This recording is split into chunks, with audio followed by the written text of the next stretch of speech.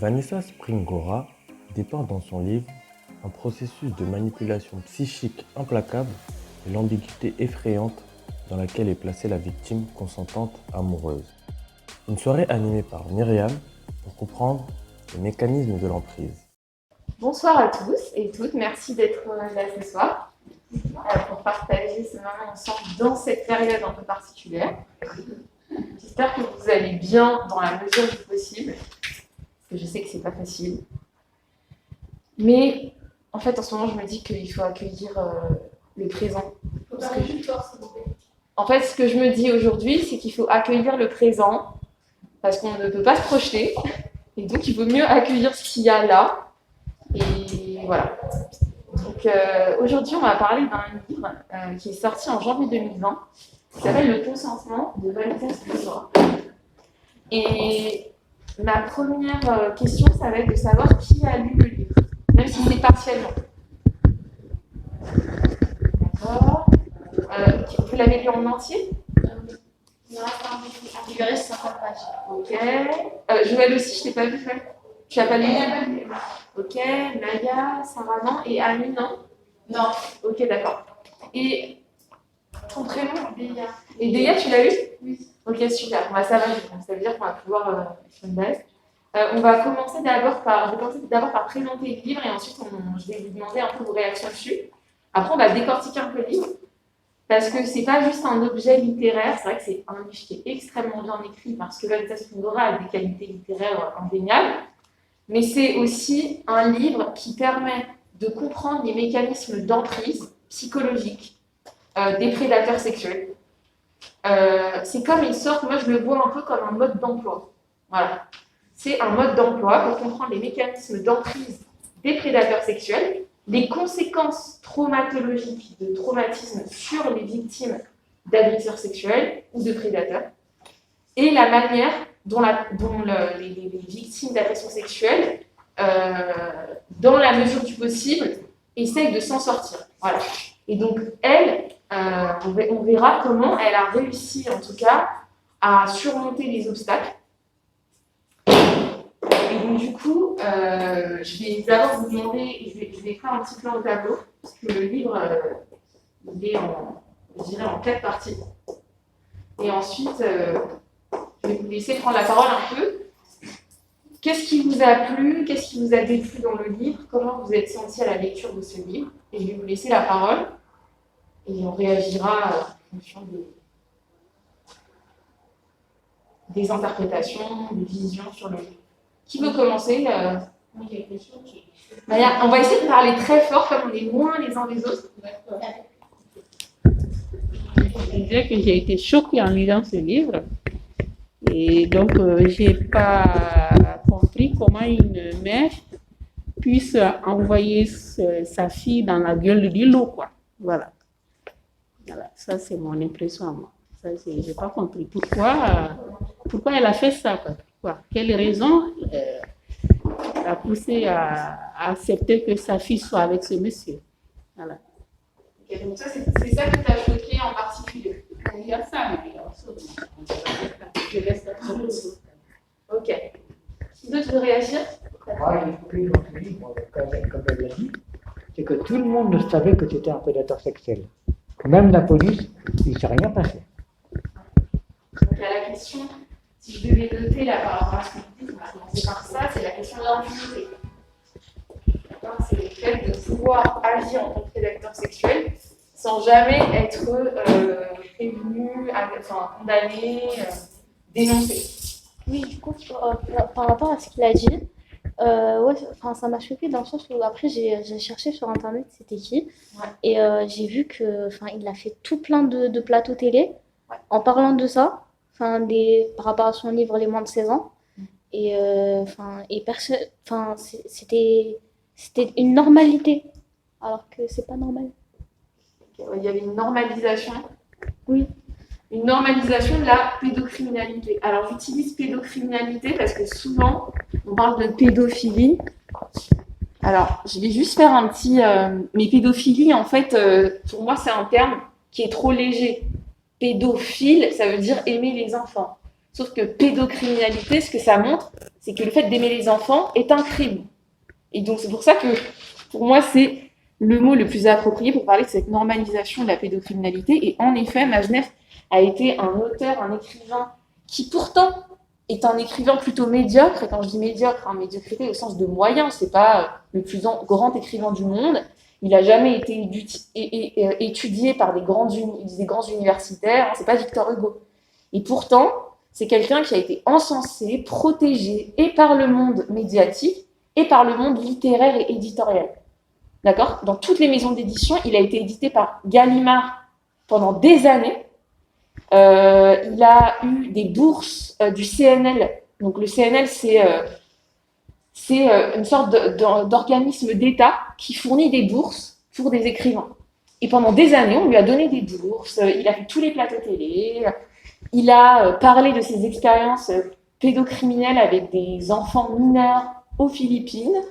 Il a aussi étalé tous les abus sexuels qu'il a commis envers des adolescentes dans des écrits qu'on appelle, en fait, c'est les journaux intimes de Mazenev. Parce que Mazenev a écrit des romans, mais il a aussi écrit des journaux intimes.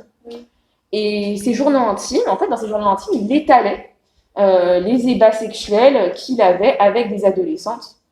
Et donc, je dirais pas des ébats sexuels, mais des abus sexuels. Et on va expliquer pourquoi, en fait, ce livre s'appelle le consentement, parce que c'est un terme, et pour moi, c'est ce terme-là sur lequel on va se concentrer ce soir, parce que c'est un terme qui est à la fois intéressant d'un point de vue politique, juridique, et en même temps, qui aussi peut justifier la culture du viol. Voilà. Donc c'est pour ça que c'est un terme qui est très ambivalent. C'est à la fois un terme utile, et c'est à la fois un terme qui protège les prédateurs sexuels, qui protège les agresseurs et les violeurs. Et surtout, quand il s'agit de mineurs. Et vraiment, on va se concentrer aujourd'hui sur les mineurs, parce qu'il me semble fondamental de comprendre pourquoi le droit français, et vraiment, ça va être peut-être un peu complexe, mais je pense que c'est important qu'on en parle, pourquoi le droit français se situe toujours du côté des agresseurs. Pourquoi le droit français ne protège pas les enfants et les mineurs ? Les mineurs, c'est les moins de 15 ans. D'accord ? Et pourquoi, quand on a moins de 15 ans, on n'est pas en capacité de pouvoir donner un consentement libre et éclairé ? Ça, c'est une question qui est fondamentale aussi. En psychiatrie, alors il y a une dame, on va parler après. Là, je vais me concentrer sur le côté littéraire, et puis après, on parlera aussi des Muriel Salmona. C'est une psychiatre française qui a fait un travail énorme sur la question des traumatismes liés aux violences sexuelles et aux situations d'emprise, notamment sur les enfants et sur les mineurs. Et elle explique que quand on a moins de 15 ans, on est en situation d'immaturité psychique, émotionnelle et intellectuelle. Et que cette vulnérabilité psychique de l'adolescence ne nous permet pas de faire part d'un consentement libre et éclairé. Et c'est pour ça qu'elle demande, face à ce constat psychiatrique et psychique, de ne pas mettre de seuil de consentement, de seuil d'âge pour le consentement. Voilà. Elle est contre le seuil d'âge. Elle considère qu'à partir du moment où tu as un mineur en dessous de 15 ans, tu ne peux pas donner un consentement libre et éclairé.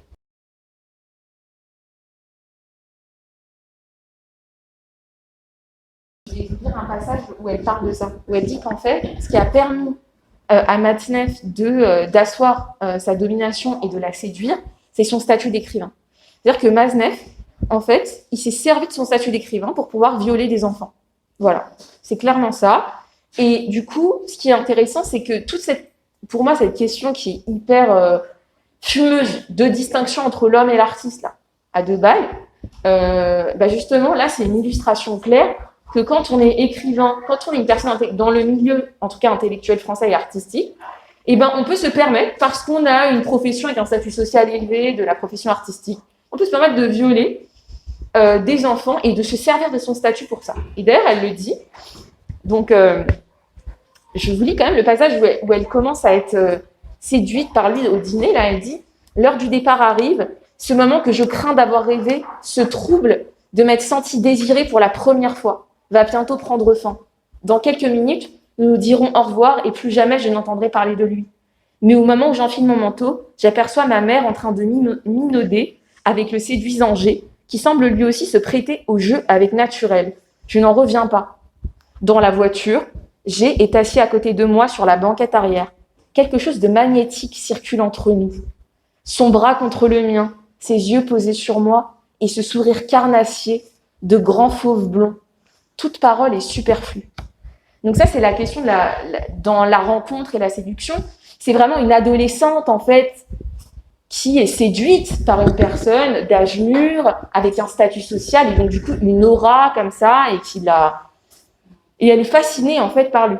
Et après, dans le chapitre suivant, et je rebondis sur ce que dit Moni, elle dit que juste après, comme elle est séduite par cet homme, elle commence à s'intéresser à ses livres. Donc elle va à la librairie et puis elle achète 2-3 livres pour se familiariser avec cet homme pour qui son cœur bat, quoi. Son cœur d'adolescente. Et elle dit, durant 2 jours, je dévore ce roman qui, sans n'avoir rien de scandaleux, contient de franches allusions au fait que le narrateur se montre plus perméable à la beauté des jeunes filles qu'à celle des femmes de son âge. Je rêvasse au privilège d'avoir rencontré un homme de lettres si talentueux, si brillant aussi, et peu à peu je me transforme. Je m'observe devant la glace et je me trouve maintenant plutôt jolie. Envolée, le crapaud dont le reflet me faisait fuir dans les vitrines des magasins. Comment ne pas me sentir flattée qu'un homme, qui plus est, un homme de lettres, ait daigné poser les yeux sur moi. Depuis l'enfance, ce sont les livres qui me tiennent lieu de frères et sœurs, de compagnons de route, de tuteurs et d'amis. G ne se démonte pas. Sa voix me susurre des mots réconfortants. Ce n'est pas grave. En attendant, on peut faire autrement, tu sais. De même que l'on doit se signer à coups d'eau bénite avant de franchir le seuil d'une église, posséder corps et âme, une jeune fille ne se fait pas sans un certain sens du sacré, c'est-à-dire sans un rituel immuable. Une sodomie à ses règles se prépare avec application, religieusement. G me retourne sur le matelas, se met à lécher la moindre parcelle de mon corps, de haut en bas, nuque, épaules, dos, reins, fesses. Quelque chose comme ma présence au monde s'efface. Et tandis que sa langue vorace s'insinue en moi, mon esprit s'envole. Voilà comment je perds une première partie de ma virginité. Comme un petit garçon me glisse-t-il dans un murmure. Alors, est-ce qu'il y a des remarques sur cette scène qu'elle raconte? Parce que c'est la première scène de violence sexuelle qu'elle subit. Vas-y, Ilham. En fait, quand elle dit mon esprit s'envole, on a l'impression qu'il y a une dissociation. Enfin, elle a 2 parties de son corps et elle est plus là. Elle voit les choses se passer, mais on dirait qu'elle les ressent plus. Merci Ilham pour ça, parce que la dissociation, c'est une des conséquences des traumatismes sexuels. C'est-à-dire que les personnes qui sont victimes et ça on va y revenir après, hein, mais vraiment je pense que c'est important qu'on en parle, parce qu'en fait une personne qui est victime de violences sexuelles, notamment quand elle est mineure, même majeure, hein, là je parle des mineurs parce que c'est encore pire quand on est mineur, mais en fait on n'arrive pas à identifier ce qui se passe, donc en fait le cerveau, pour ne pas péter un câble, va disjoncter, et il disjoncte, et du coup il y a une sorte de ce qu'on appelle une sidération psychique.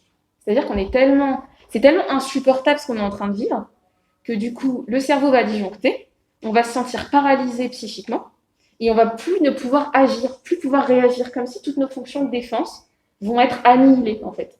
On peut plus se défendre. C'est le cerveau qui se met comme ça pour ne pas mourir en fait. Parce qu'en fait, dans des situations de violence, ce que disait Muriel Salmona, la psychiatre, c'est que l'organisme comprend qu'il y a un danger, mais comme c'est un stress extrême pour ne pas mourir, en fait, parce qu'on peut mourir de stress, c'est ce qu'elle explique bien, Muriel Salmona, pour ne pas mourir de stress, en fait, le corps va se protéger. Et il se protège en disjonctant. Voilà. Donc il y a une sorte de paralysie psychique et motrice, c'est-à-dire qu'on ne peut pas agir, on ne peut pas réagir, on ne peut pas crier, on ne peut pas. Mais par contre, on commence à se dissocier. C'est-à-dire qu'on est spectateur de ce qui se passe. Et souvent, les victimes de viols et de violences sexuelles, elles disent qu'elles sont spectatrices. Que c'est comme si il n'y avait pas possibilité d'agir et que du coup, elles se voyaient comme une caméra, en fait. Et donc, c'est intéressant ce que tu dis parce que vraiment, elle décrit vraiment bien la question de la dissociation. Et la dissociation, en fait, souvent, elle n'a pas lieu que lors de la violence sexuelle. Elle a lieu, ça peut durer 10 à 20 ans, une dissociation. Voilà. La dissociation, c'est vraiment une anesthésie émotionnelle Et ça permet de sauvegarder l'organisme, de ne pas mourir en fait. Parce que ce qui est atteint en premier au niveau neurologique, c'est le cerveau et le cœur aussi. Ces fonctions de l'organisme qui peuvent vraiment péter et qui sont protégées par ce système de dissociation. Ça, on va en parler à la fin, mais c'est vraiment une des conséquences psychotraumatiques des violences sexuelles. Et c'est vrai que là, elle en parle, elle dit c'est comme si je m'effaçais complètement. Et du coup, et alors, il dit quand même comme un petit garçon. Quoi. Je veux dire, c'est pas anodin. Mais est-ce que des gars, Joël, vous avez des remarques sur ce chapitre où elle décrit Des remarques, non, mais j'aurais voulu savoir réellement si la mère l'a poussée dans ses bras, parce que à un moment vous dites que elle n'a pas eu l'éducation, elle n'a pas été protégée, la mère invite ce type. Moi, j'ai pas lu le livre, hein, donc j'essaie de comprendre. Et là, vous dites que elle a été séduite, donc elle est béat devant cet homme. En fait, la mère, elle ne le pousse pas dans ses bras, Mais elle accepte. elle tolère. À un certain moment, on n'a pas lu le passage, mais elle dit tu n'es pas au courant que c'est un pédophile. Un quoi? C'est pour ça que tu lui as proposé de le raccompagner en le laissant avec ta fille à l'arrière de ta voiture. Et puis qu'est-ce que ça veut dire? C'est n'importe quoi, je n'ai pas 8 ans. En fait, sa mère lui dit est-ce que tu sais que c'est un pédophile? Mais c'est tout. Et dans le livre, elle finit par accepter, par dire ok, ça reste entre nous, c'est ce qu'elle disait Monique. Je ne dirai pas à ta grand-mère. C'est-à-dire qu'à la fois, elle lui dit c'est un pédophile, et en même temps, oui, c'est quand même un grand écrivain, et puis elle tolère en fait. En guise de sel vêtement, son ravissant visage de poupée fardé comme celui d'une prostituée. Une autre fois, il peste contre ces Américains engoncés dans leur frustration sexuelle qui ont persécuté ce pauvre Roman Polanski pour l'empêcher de tourner des films. Ce sont des puritains qui confondent tout. La gamine qui prétend avoir été violée s'est fait manipuler par des jaloux. Elle était consentante, ça va de soi. Et David Hamilton, c'est un photographe qui a été accusé de viol de plusieurs mineurs. Tu crois que tous ces modèles se sont offerts à l'œil de son appareil sans avoir autre chose en tête? Il faut vraiment être naïf pour y croire. La litanie est sans fin. Devant tant d'exemples aussi édifiants, comment ne pas s'incliner? Une fille de 14 ans a le droit et la liberté d'aimer qui elle veut. J'ai bien retenu la leçon. En prime, ma vie est devenue celle d'une égérie. Alors, qu'est-ce qu'il fait dans ce chapitre, Max? Qu'est-ce qu'il essaye de faire, en fait? On revient à la normalité. En gros, il parle de l'Antiquité, que dans l'Antiquité, c'était normal, donc ça peut rester normal. Pas qu'elle en parle autour d'elle, qu'elle pense que c'est normal. Si elle Ça en fait parle, partie de quel processus de normaliser l'abus sexuel? En lui donnant des exemples. Ça fait partie du processus de quoi? c'est un peu de C'est de l'endoctrinement, en fait. Ça fait partie de tout l'endoctrinement. Parce qu'il y a la question de la normalisation de l'abus sexuel et il y a la question de l'argument de l'amour. L'argument de l'amour, il est important aussi. Je t'aime, tu es celle dont j'ai toujours rêvé, je vais rompre avec toutes mes maîtresses, etc. C'est un argument qui est utilisé. Comment? il joue de ça parce qu'il sait que, enfin lui, il sait que elle est faible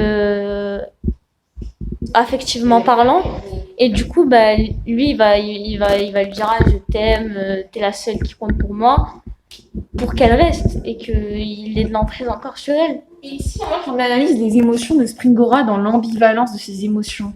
Parce que c'est quand on est victime de violence, il y a toujours une ambivalence. Il y a la peur qui est présente. Il y a la peur, elle en parle de la peur irrépressible, quand elle est face à son corps nu, etc. Et donc la peur, elle fait vraiment partie de la question de l'emprise.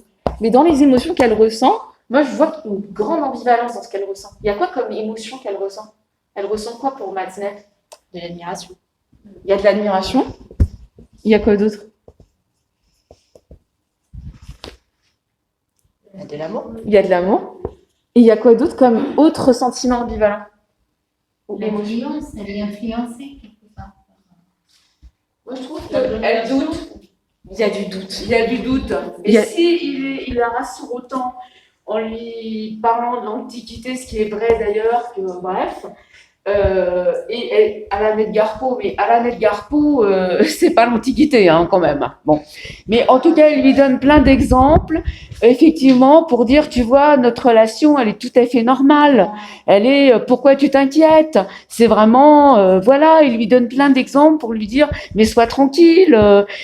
Et voilà, et ça, c'est de la perversité profonde, ça. Et ça c'est intéressant parce que du coup, s'il fait ça, ça veut dire qu'elle, elle est dans le doute, elle n'est pas complètement à l'aise avec cette histoire. Et après, il y a la question de la peur. Et quand on voit ces émotions-là dans une relation saine avec quelqu'un, ressentir autant d'ambivalence, si on aime quelqu'un et qu'on se sent aimé, on peut ressentir du doute et tout, mais le fait qu'elle soit dans un truc où elle hésite, où elle doute que cette relation soit normale, où elle se pose tout le temps la question de « mais les gens me regardent bizarrement, mais moi je trouve ça normal parce que c'est toléré par sa famille, c'est toléré par le milieu intellectuel, mais en même temps les gens les regardent bizarrement dans la rue, donc elle est dans le doute, et elle a peur. Après m'avoir examiné, il décrète tout joyeux que je suis en effet la Vierge incarnée, car jamais il n'a vu un hymen aussi intact. Avec dévouement, il me propose dans la foulée une légère incision sous anesthésie locale qui me permettra d'accéder enfin aux joies du sexe. De toute évidence, les informations ne circulent pas très bien entre les différents services de l'hôpital. Et je veux croire que ce médecin n'a pas le moindre idée de ce qu'il est en train de faire. Aider l'homme qui se rend quotidiennement à mon chevet à jouir sans entrave de tous les orifices de mon corps. Je ne sais si on peut parler dans ce cas de viol médical ou d'acte barbare, mais quoi qu'il en soit, c'est bien sous le coup habile et inodore d'un bistouri en inox que je deviens enfin une femme.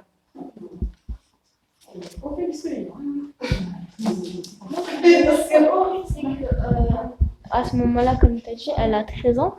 Et pour subir un acte médical, il faut l'autorisation parentale, non? Je veux dire de Oui. oui. Et du coup, là, dans l'histoire, ça. Il n'y a ni autorisation parentale, il n'y a ni demande, en fait, elle ne lui demande même pas, en fait. Hein, Ouais, c'est ça que je comprends pas aussi, que j'ai pas compris quand j'ai vu ce passage, c'est que. Enfin, en fait, j'ai l'impression qu'elle est dans un monde où personne. On dirait un monde parallèle. Alors, ce qui est intéressant, là, c'est vrai qu'en relisant, là, en parlant avec vous, je me rends compte de plein de trucs. Ce qui est intéressant, c'est la question de la succession de violences qu'elle subit. En plus, moi j'aime bien ta remarque parce qu'elle est quand même à l'hôpital des enfants. Parce que l'hôpital des enfants, c'est jusqu'à 14 ans. Après, si tu as 15 ans, tu dois aller dans un hôpital d'adultes, justement. Bon, donc là, ça semble quand même très fort, cette histoire, que le médecin lui propose de la déflorer médicalement. En ne s'interrogeant pas sur son âge, elle lui dit qu'elle prend la pilule, ça n'a pas l'air de le gêner à l'âge qu'elle a. C'est quand même, oui, un climat qui est d'une grande violence. En plus de ça, moi, j'ai été scotchée par l'épisode du beau-père.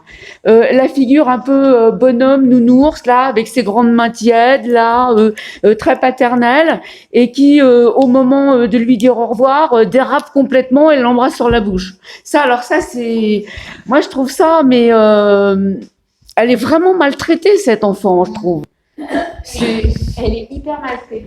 Et en fait, ce qui est aussi, parce que d'un point de vue aussi, c'est bien de voir l'histoire individuelle et de voir globalement ce que vivent les victimes de violences sexuelles. Depuis que j'ai lu les livres interdits, ceux qui étalent sa collection de maîtresses et détaillent ses voyages à Manille, quelque chose de visqueux et sordide est venu recouvrir chacun de ces moments d'intimité dans lesquels je ne parviens plus à voir la moindre trace d'amour.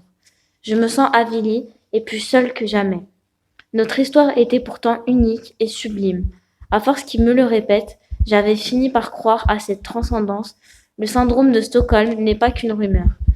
Pourquoi une adolescente de 14 ans pourrait-elle aimer un monsieur de 36 ans, son aîné? 100 fois, j'avais retourné cette question dans mon esprit, sans voir qu'elle était mal posée dès le départ. Ce n'est pas mon attirance à moi qu'il fallait interroger, mais la sienne. La situation aurait été bien différente si, au même âge, j'étais tombée follement amoureuse d'un homme de 50 ans qui, en dépit de toute morale, avait succombé à ma jeunesse, après avoir eu des relations avec nombre de femmes de son âge auparavant, et qui, sous l'effet d'un coup de foudre irrésistible, aurait cédé une fois, mais la seule à cet amour pour une adolescente.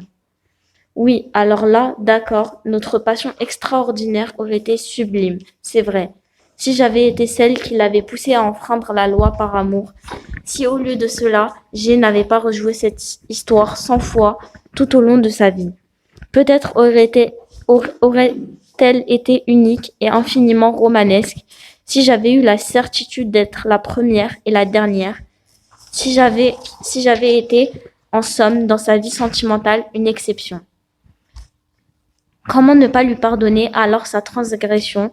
L'amour n'a pas d'âge, ce n'est pas la question. En réalité, à l'échelle de l'existence de G, je savais maintenant que ce désir pour moi était infiniment redondant et d'une triste banalité, qu'il relevait de la névrose, d'une forme d'addiction incontrôlable. J'étais peut-être la plus jeune de ses conquêtes à Paris, mais ses livres étaient peuplés d'autres. Lolita de 15 ans, à 1 an près, ça ne faisait pas beaucoup de différence. Et s'il avait vécu dans un pays moins regardant sur la protection des mineurs, mes 14 ans lui auraient paru bien insignifiants comparé aux 11 ans d'un petit garçon aux yeux bridés. G n'était pas un homme comme les autres.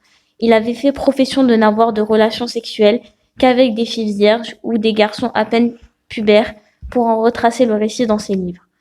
Comme il était en train de le faire en s'emparant de ma jeunesse à des fins sexuelles et littéraires. Chaque jour, grâce à moi, il assouvissait une passion réprouvée par la loi, et cette victoire, il la brandirait bientôt triomphalement dans un nouveau roman. En fait, Mazeneff, il a écrit des journaux intimes, il a sorti ses journaux intimes, et dans un des journaux intimes, il a consacré un livre entier à ses ébats sexuels, enfin à ses abus sexuels avec Vanessa Springora, qu'il a appelé Salomé. Et donc c'est une manière aussi de répondre à ces écrits où il porte atteinte à sa dignité et elle dit qu'en fait elle l'enferme dans le livre. Au tout début, et on va finir par boucler le truc, elle dit au tout début: depuis tant d'années, je tourne en rond dans ma cage. Mes rêves sont peuplés de meurtres et de vengeance. Jusqu'au jour où la solution se présente enfin là, sous mes yeux, comme une évidence. Prendre le chasseur à son propre piège, l'enfermer dans un livre. Comme il a fait Voilà. Elle l'enferme, elle le piège en fait dans un livre. Et ce livre maintenant, c'est une trace de toutes les violences que lui a fait subir. Et pas qu'à elle, à toutes les mineures. Et il a été convoqué en janvier dernier par le parquet de Paris, qui a ouvert une enquête. Il est passé aussi à la télé, il me semble, il parlait des consentements, je crois, il y a un mot. Je trouve que la France, c'est bien un pays de rigolo, parce que le mec, il va bientôt crever, et c'est maintenant qu'il pense à l'arrêter. Mais c'est drôle, ils peuvent le laisser crever, et bientôt il va crever, à quoi ça va servir? Ça ne rendra pas réellement justice. Peut-être que ces filles qu'il a, je sais pas moi, toutes ces filles à qui il a fait tout ça, peut-être elles se sont déjà donné la mort à cause de tout ça bien avant. Alors à quoi bon? C'est juste se donner une bonne. Je donne un exemple, pour qu'il soit l'exemple pour d'autres personnes comme lui. Ben non, réellement, ça ne donne aucun exemple parce qu'en fait, ils vont se sentir impunis pendant toute leur vie. Et peut-être qu'un jour, quand ils vont atteindre bientôt l'âge de la fin, ils vont peut-être avoir des problèmes. Pendant toute leur vie, ils seront impunis. Peut-être le fait de les condamner, ça peut sauver beaucoup de personnes. Quand on vit une violence, ou même, peu importe la violence que ce soit morale au travail, que ce soit dans des relations sexuelles, etc., ce qui a été prouvé par plein d'études et tout, c'est qu'en fait, la réparation, la guérison, elle passe par la réparation, peu importe la réparation que c'est. Et notamment la réparation juridique. Rendre justice, peu importe, on s'en fout du montant ou quoi, mais pour la victime, ça fait partie de la réparation. Donc, c'est pas une question de temps ou quoi. Oui, je suis d'accord que c'est scandaleux et hypocrite et tout. Mais je pense que pour les victimes, c'est extrêmement important. C'était la soirée animée par Myriam sur le livre Le consentement de Vanessa Springora. À la prochaine pour un nouveau podcast.